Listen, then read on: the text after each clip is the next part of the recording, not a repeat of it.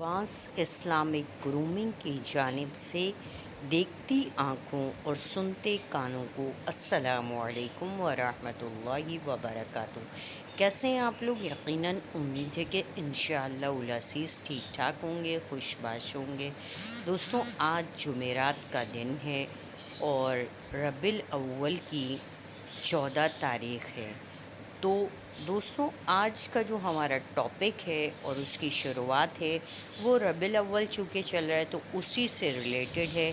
और वो टॉपिक है कि जश्न ईद मिलादुन नबी। जश्न ईद मिलादुन नबी बड़े ज़ोर व शोर के साथ मनाया जाता है। आया ये मनाना जायज़ है या नाजायज़ है? करना चाहिए या नहीं करना चाहिए? मीलाद करना चाहिए या नहीं करना चाहिए? आज हम इस हवाले से आपको डिटेल के साथ बताएंगे कि हमें क्या करना है और क्या नहीं करना है।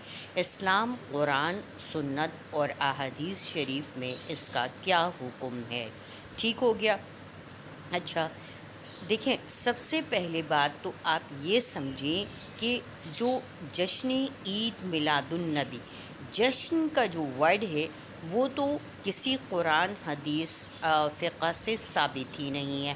पहली बात ये, जश्न का मतलब होता है कि किसी चीज़ को का बड़े पैमाने पर इंतज़ाम करना, उसको मनाना और सेलिब्रेट करना। तो ये इस्लाम में जायज़ ही नहीं है किसी भी चीज़ को मनाना, इल्ला ये कि वो सिर्फ़ ईद उल फ़ित्र और ईद उल अज़हा को मनाया जाए। इसका हुक्म हमें कुरान से, हदीस से मिलता है और अल्लाह ताला ने इसे हुक्म दिया है और ये अल्लाह का हुक्म है जिसका मानना हमारे लिए फ़र्ज़ है, वाजिब है, ज़रूरी है और इसके बगैर हमारे पास कोई ऑप्शन नहीं है। एक बात तो ये हो गई। हमें सिर्फ़ ईद मनानी है और बकरीद यानी ईद उल अज़हा मनानी है। इसके अलावा इस्लाम में कोई भी चीज़ मनाने का हुक्म नहीं है। ठीक है। नेक्स्ट बात है मीलाद। अब मीलाद जो लफ्ज़ है ये कहाँ से आया, कैसे आया? वलदा यलीदु और मीलाद जो है ये क्या है? विलादत के मानों में है, पैदाइश के मानों में है। तो इसका मीलादुन नबी यानी कि रसूलुल्लाह सल्लल्लाहु अलैहि वसल्लम की पैदाइश, उनका पैदा होना, उनका दुनिया में आना, उनका तशरीफ़ लाना, वो इसको लोगों ने कह दिया मीलादुन नबी। ठीक है। अब ये चीज़ बिल्कुल गलत है। मीलाद जो है वो एक अलग वर्ड है।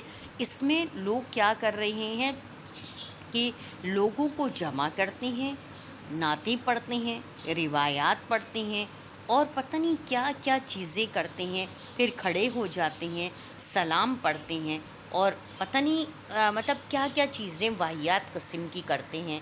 तो ये सारा कुछ जो है वो जायज़ नहीं है। ठीक हो गया। क्यों जायज़ नहीं है? इसलिए जायज़ नहीं है कि नबी करीम सल्लल्लाहु अलैहि वसल्लम ने कभी भी ये नहीं कहा कि मेरी तारीफ़ करो, मेरी हम्दो सना बयान करो, मेरी तारीफ़ में इस तरीक़े के शेर व आशार पढ़ो, बा आवाज़ बुलंद पढ़ो, या कहीं भी साबित नहीं है। रसूलुल्लाह सल्लल्लाहु अलैहि वसल्लम ने कभी भी ये अपने लिए पसंद नहीं फरमाया कि सहाबा इकराम उनकी शान में क़सीदा ख़्वानी करें, उनकी तारीफ़ करें और स्पीकर पे, लाउड स्पीकर पे चिल्ला चिल्ला के, चीख चीख के लोगों को जमा करके, मजमा लगा करके और फिर जो है वो रसूलुल्लाह सल्लल्लाहु अलैहि वसल्लम की तारीफ़ की जाए, उनकी हम्द व सना की जाए, उनकी हम्द ख़्वानी की जाए, ऐसा कहीं भी साबित नहीं है। अब बहुत सारे लोगों को मेरी इन बातों से बहुत इख्तिलाफ़ होगा, बहुत तब चढ़ेगी, बहुत उनको गुस्सा आएगा। हो सकता है कि गुस्से में वो अपना मोबाइल फ़ोन ही तोड़ दें। तो ये देखें, आपके गुस्सा करने से दीन नहीं बदल जाएगा। आपके इख्तिलाफ़ करने से जो गलत चीज़ है वो सही नहीं हो जाएगी। आपके इख्तिलाफ़ करने से आपका दिल चाहेगा कि आप मेरा मुँह नोच लें, मेरा मुँह तोड़ दें, اور آپ جو ہے وہ کسی طریقے سے مجھے مار ڈالیں، تو ایسا کچھ کرنے سے آپ کو کچھ ملنے والا نہیں ہے، کچھ حاصل ہونے والا نہیں ہے۔ یہ تمام باتیں آپ کی اپنی من گھڑت باتیں ہیں، آپ کی اپنے ازمپشنس ہیں، آپ کی اپنی بنائی ہوئی کریٹیوٹی ہے۔ اس میں شریعت کا، رسول اللہ صلی اللہ علیہ وسلم کا، احادیث مبارکہ کا، اللہ کا اور صحابہ کرام کا کوئی حکم شامل نہیں ہے۔ یہ بات اپنے ذہن میں رکھ لیجئے، اپنے عقیدے کو صحیح کیجئے، کیونکہ سب سے پہلے مسلمان ہونے کے لیے عقیدے کا صحیح ہونا بہت ضروری ہے۔ اگر آپ کا عقیدہ صحیح نہیں ہے، آپ کا جو وے آف کرائٹیریا ہے، آپ کا جو لیونگ اسٹائل ہے، اگر وہی صحیح نہیں ہے، جیسے آپ ایک ڈاکٹر کے پاس کہتے ہیں، وہ کہتا ہے آپ کو کہ آپ اپنا لائف اسٹائل ٹھیک کیجئے، تو آپ کی بہت ساری جو بیماریاں ہیں، جو ڈیزیز ہیں، وہ آٹومیٹکلی ختم ہو جائیں گی۔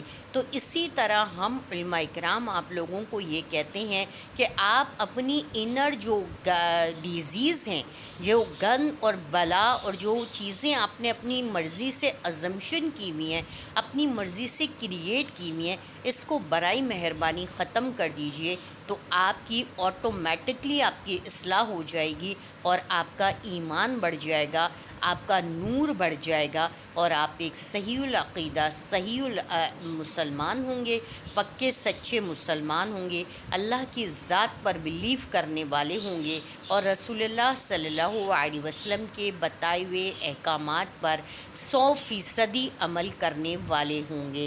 100% تو خیر آج کل کوئی بھی نہیں کر رہا، لیکن 70 to 80% تو آپ ضرور ہی عمل کر سکیں گے۔ لیکن اس کے لیے آپ کا عقیدہ صحیح ہونا بہت ضروری ہے۔ اگر آپ کا عقیدہ صحیح نہیں ہے تو پھر آپ کا کوئی فائدہ نہیں ہے۔ آپ لاکھ نماز پڑھ لے، حج کر لے، عمرے کر لے، آپ کچھ بھی کر لے، لیکن آپ کا کوئی فائدہ نہیں ہوگا۔ کیوں نہیں ہوگا؟ کیونکہ آپ کا عقیدہ، آپ کا بلیو، آپ کا ایمان ہی صحیح نہیں ہے۔ جب آپ اللہ کو پہچانتے ہی نہیں ہیں، اس کے بتائے ہوئے احکامات پر آپ عمل ہی نہیں کر رہے ہیں، تو پھر آپ سوچیں کہ آپ کیسے اپنے اس عقیدے کو صحیح کر سکتے ہیں۔ ٹھیک ہو گیا؟ اسی طریقے سے رسول اللہ صلی اللہ علیہ وسلم کے بتائے ہوئے احکامات پر اگر آپ عمل نہیں کر رہے ہیں تو اس کا بھی کوئی فائدہ نہیں ہے کہ آپ نبی کی محبت کو ثابت کر رہے ہیں یا نبی سے محبت کا اظہار کر رہے ہیں، لیکن آپ کا انداز بالکل غلط ہے۔ آپ کا انداز اگر صحیح نہیں ہوگا تو ایسی محبت، ایسی عقیدت قابل قبول نہیں ہوگی۔ تو اپنی عقیدت اور محبت کو صحیح کرنے کے لیے آپ کو اپنی اصلاح کرنا، صحیح چیز کو تلاش کرنا، صحیح العقیدہ ہونا، تو یہ بہت ضروری ہے۔ اگر آپ اس طرح کی خرافات میں پڑے رہیں گے اور پھر آپ کہیں گے کہ آپ صحیح ہیں اور آپ کی نبی سے محبت کا اظہار ہے، تو یہ کوئی محبت کا اظہار نہیں ہے، کوئی محبت کا ثبوت نہیں ہے۔ اس کا قرآن سے، حدیث سے اور اللہ کے حکم سے، صحابہ کی زندگی سے کوئی ثبوت نہیں ہے۔ تو اس پر ہم انشاءاللہ کل بات کریں گے۔ اسی کے ساتھ مجھے اجازت دیجیے۔ وآخر دعوانا ان الحمد للہ رب العالمین۔ السلام علیکم ورحمۃ اللہ وبرکاتہ۔